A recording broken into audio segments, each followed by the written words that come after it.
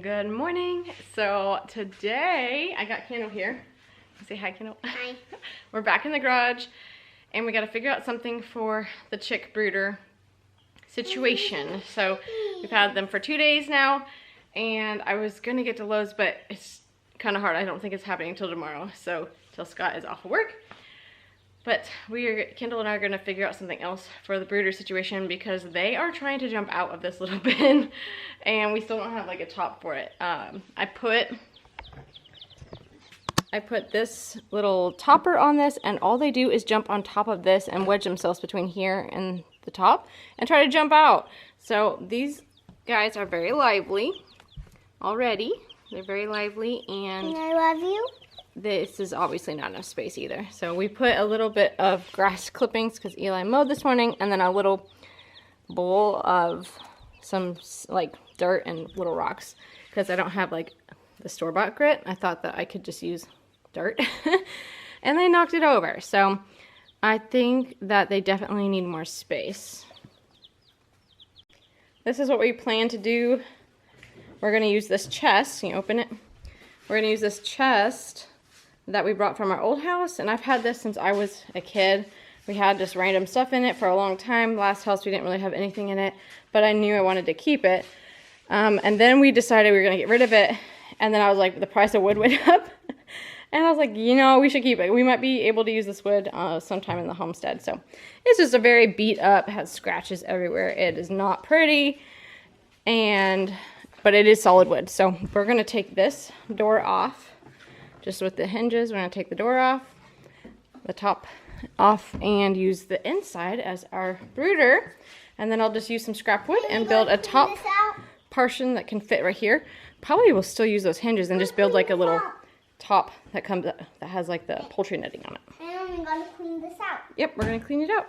You going to vacuum it? Okay. Okay, let's do it. Kendall is my helper. She's going to sweep out the dirt from inside this little soon-to-be brooder, huh? So I think this is gonna like double their space. Why is there spider webs in here? Probably because there were spiders in there.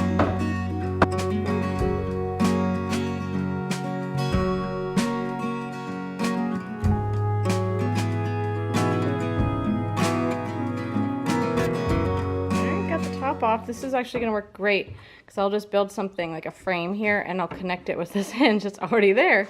So this is actually probably the best, easiest option I had to get a brooder set up quickly. Alright, progress so far. This is what I've got.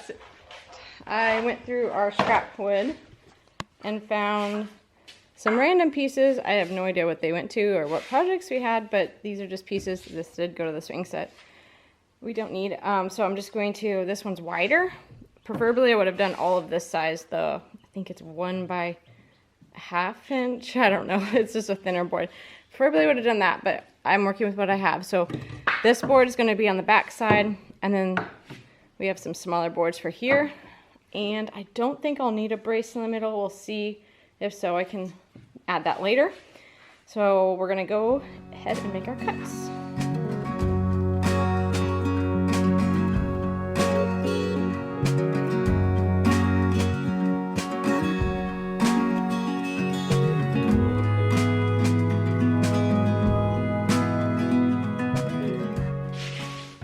Okay, I made the cuts. I moved the chicks inside the mudroom area because I was using the saw and I didn't want to scare them. So if that's any sign of how spoiled these little chicks are going to be, Eli's watching them so our cats don't get them. So I cut the boards to fit. There's a little bit of give, so it's okay. I kind of did that on purpose so we could move it up and down easily. So I'm ready now just to find screws or whatever I'm going to use to get these together. Okay, so doing anything with little kids, the younger two, is so hard. So I tried to do the little frame. For some reason, I'm not able to get it. I think the wood is not catching on the screws or something. Anywho, I'm going to get some little braces, brackets, or whatever to attach them together. I did like part of it, but with the kids like all around, it was just not happening right now. I got them in the new brooder at least, and we'll build the top, finish building it. See, that's what I have started. So, got part of it done. Get down. Oh my goodness. Stay out. Kitty. Or kitty. Say cheek. Cheep. Cheep, cheep, cheep. Cheep. So, I think they're already enjoying it. They're running around. I put the topper on that. They are trying to get up there, so hopefully that keeps them from climbing on out. And definitely have to get the top part put on here to keep her out of the brooder. But we gave them a little bit of grass clippings. I moved them to this one. They like scratching at that. I'm gonna go get them some more dirt. And they're already drinking the water. I put the water up on a board to hopefully keep the shavings, the pine shavings, from getting inside the water. Alright, so this is them later on. They kind of are congregating together outside of under this heat plate. So I don't know if that is a bad thing or just like it's hot out. So they're okay in just the normal outside weather. I don't know. So it is, let me see what I have a little temperature gauge. I did lift it up higher, so it is like at one of the higher settings. Oh, I don't know guys, I'm first time here. I have this little temperature thing underneath. I don't know if it was focus. I have this little temperature thing underneath it, and it tells me how hot it is on there. It's 99 degrees underneath it, which I think is too hot. I need to look up what it should be. I don't know. I'm kind of winging this, but I don't want my chicks to die, so I need to like figure this out. Scott says, he was teasing me, he said, "You're being such a first-time chick mama."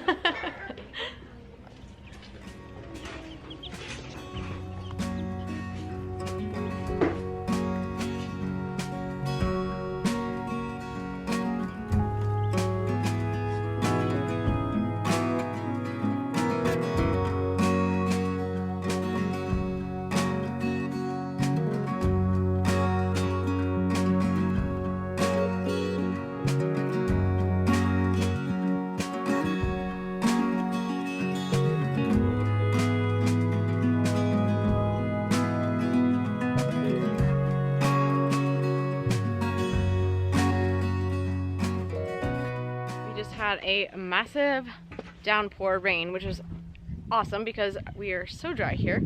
We haven't had rain in a long time, so the ground was really dry and the grass was dying. Everything was crunchy, but thankfully it looks like everything is already so thankful for the water, including the garden.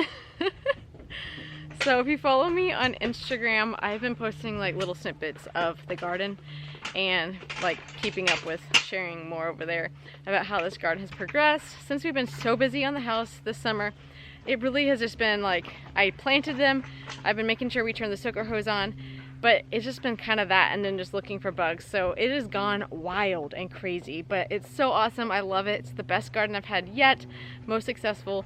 I just really feel super blessed and excited that all the hard work and research that I've done over the last like 2 years is paying off.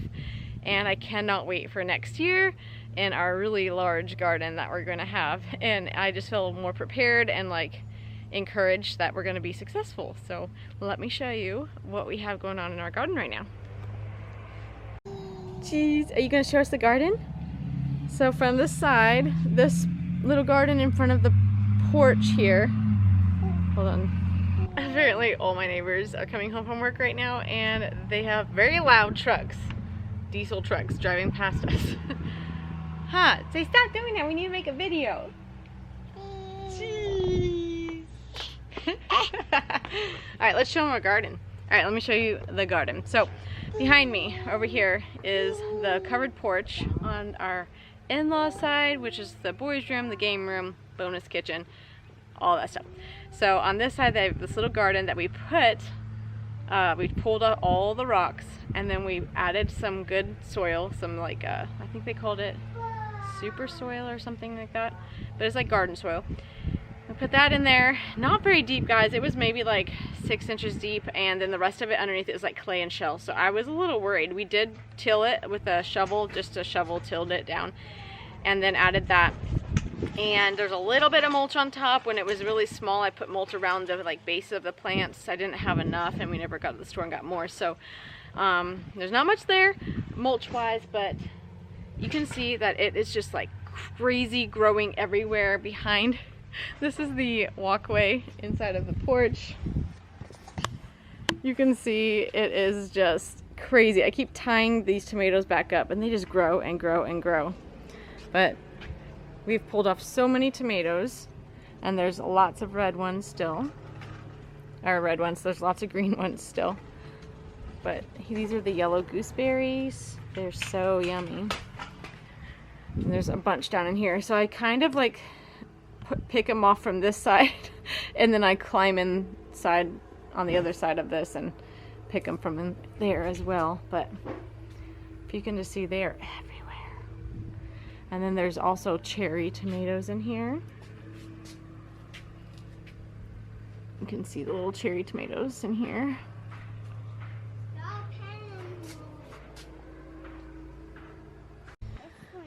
On this step, oh, hold on. Don't spray that, Kendall. That's neem oil and just soap for the little beetles that were on the plants. Don't spray it. On this side, you can see the tomatoes along the back row. Some of them fall down. We just had rain. Oh my gosh, look it down there. Ugh. This is the first time, oh my gosh. The rain just like wreaked havoc on the garden. No! No picking, Mila. But One for the green one. there's pretty zinnias in the garden right now. They're beautiful. This one is a very vibrant orange. We have these coral ones. So pretty. And then the marigolds, I've got some onions down here. I bought from the store and just like rooted them. Guys, this garden is so crazy overgrown. These are some bean plants I just snuck down there. I don't know if those are even gonna have room to grow, but I figure I'll be pulling out the tomatoes soon. So once all this fruit goes red, I'm gonna pull the tomatoes out and then plant fall stuff. Same with the peppers. A lot of the pepper plants are getting where they are not producing, like this one. It has a couple left, and then I'll pull it. I've already pulled one. Looky here, these peppers. This is a banana pepper, and I realize if you let them stay on the plant, they turn orange, and they're a little bit sweeter. So we're kind of testing it out with some of these that we still have on here, and we're gonna let them stay a little longer. I've got bell peppers. We've already harvested a lot of bell peppers. Back here, you can see it back here, are mini bell peppers. We have just started pulling these off. The only one that I've tried was pretty bitter, so I don't know if I pulled it off too early, but they're supposed to be all different colors. Look at those tomatoes back there. Oh my goodness. You can see the tomato plants are just loaded. There's so many tomato plants. Loaded. I need to get in here and pick some. So all along here in the front is peppers, different varieties. I have some hot peppers along the back in front of the tomatoes, which I'm so surprised are actually sticking in there and got enough sun. You can kind of see them back there. Little pepper plants, or green peppers. So they're supposed to turn red, so we're still waiting for those to turn red. The habanadas, we're waiting for those to turn orange. I think, yeah, they're supposed to be orange. So we've never grown these before. They're supposed to be orange. So, yes, we'll see what we end up getting. Our AC just turned on, so hopefully that's not too loud. There are squished behind us. There's some sage. It smells so good. Sage and parsley. What's up, Mai? I think your diaper got wet and you're bothered by it. The grass is wet because it just rained. So here is one of our bell peppers turning red. So excited. So here's the habanados again. They're so fun looking. I love the like bumpy texture of them. Can't wait till they turn orange and we get to taste them. More bell peppers, and then more banana peppers down here. So these are the yellowish ways. Some of them are starting to turn, but yeah, these guys are almost ready to pick. Oh, look at my tomato plant, like the whole stem fell over. Same here. I'm gonna try to save them. Now this one has the actual like bigger tomatoes on it too, so I hope they make it. Look at all these guys. I think this might be a white tomasil plant, because look how white it is. Hey guys, I apologize for the AC, it's right behind me. This side used to look so awesome. It had like this pathway, but the storm that just came through pushed them all into the path. I don't know if you can see it, it's like right here. Pushed them all down into the path. The zinnias have even fallen. That is crazy. So I'm gonna have to do some work over here, but you can see how loaded these tomatoes are over here. Just loaded. So many tomatoes. So we're gonna have lots here soon. We did get in behind schedule because we planted them like middle of June. So when we should have been harvesting, like starting to get them harvested, we were just getting the plants planted. So we're a little behind.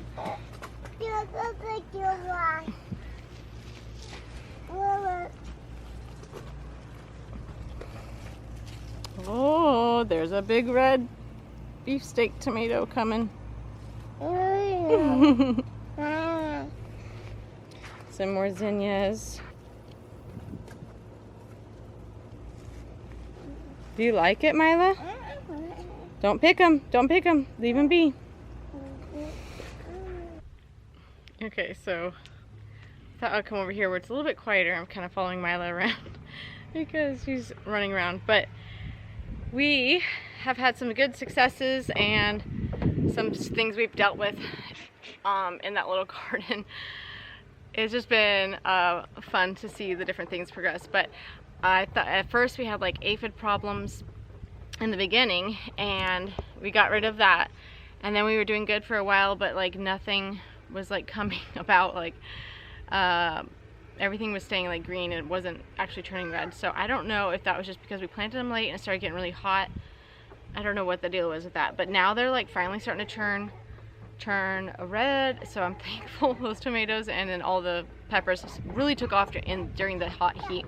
So we've been collecting peppers for a while now, and we still have quite a few. So I really overdid it with the peppers this year, but it's been lots of fun.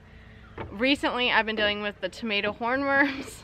Oh my gosh, I've never had that problem before ever. So I don't know if it's because I did raised garden beds before. I don't know what it was, or the fact that we're just out in the country.